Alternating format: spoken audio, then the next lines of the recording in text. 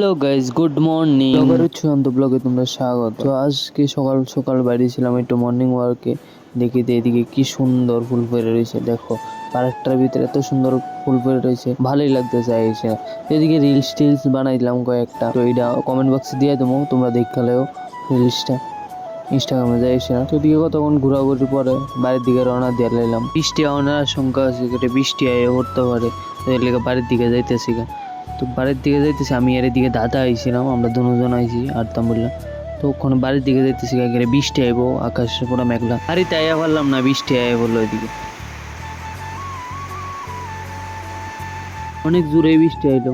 তো ক্ষুধা লাগছে, তার লিগে মটর ভিজাইলাম একটু, এদিকে মটর ভিজাইছি। তো এইদিকে আবার মার দিদি বয়ে রয়েছে, তারা মোবাইলে সিরিয়াল দেখতেছে। তো এইদিকে দেখো মা স্যার বয়ে দিছে, আর দিদি আমার আইনা দিল রুটি আর বাঁশকুড়ার তরকারি। খাইতে তো সেই লাগবো, ওখানে খাইয়া দেবো। এমন বৃষ্টি পড়তেছে, ঠান্ডা সেরা লাগতেছে। তারপর টিফিন লয়ে সন্ধ্যার মটর অনেক কিছু দিয়ে সেরা বানাইছে, চানাচুর টানাচুর দিয়ে দিদি বানাইছে। মায়ের দিকে দিদি সবাই দাও, দিদি দাও।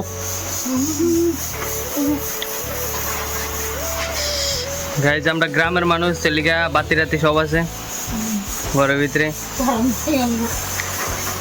ওইদিকে আবার সিটি মারতে আছে, কিন্তু জানি বয়সে মা